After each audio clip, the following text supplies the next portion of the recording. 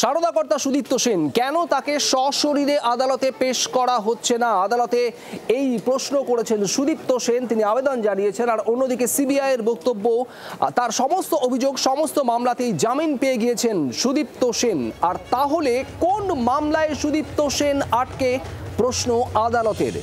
অর্ণবাংশু নিয়োগে আমাদের প্রতিনিধি রয়েছেন আমাদের সঙ্গে। অর্ণবাংশু, সারদা কর্তা সুদীপ্ত সেন দীর্ঘদিন ধরে জেলবন্দি, ঠিক কি হলো আজ আদালতে?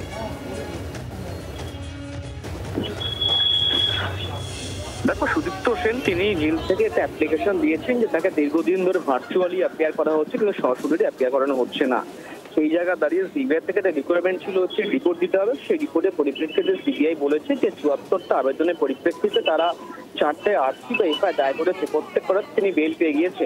তাহলে সুদীপ্ত সেন কেন আটকে রাখা হচ্ছে বা কেন তিনি আসছেন না, সেই জায়গা দাঁড়িয়ে স্টেটকে বলা হয়েছে আগামী কয়েকদিনের মধ্যে স্টেটের যে হেড রয়েছে প্রধান, তিনি রিপোর্ট দেবেন সুদীপ্ত সেনের এগেনস্টে কটা এফআইআর রয়েছে এবং তার স্ট্যাটাস কি। তার উপর ভিত্তি করেই ডিভিশন বেঞ্চ কিন্তু নির্দেশিকা দেবে যে সুদীপ্ত সেনকে পরবর্তী কেসের ক্ষেত্রে তাকে ভার্চুয়ালি না ফিজিক্যালি অ্যাপ্লাই করতে হবে। ধন্যবাদ অর্ণবাংশু। সারদা কর্তা সুদীপ্ত সেনের আবেদন, কেন তাকে ভার্চুয়ালি আদালতে পেশ করা হচ্ছে, সশরীরে কেন আদালতে তাকে পেশ করা হচ্ছে না। সিবিআইয়ের তরফে জানানো হয়েছে 5টি মামলার মধ্যে যে 74টি অভিযোগ রয়েছে সব মামলাতেই জামিন পেয়েছেন সুদীপ্ত সেন।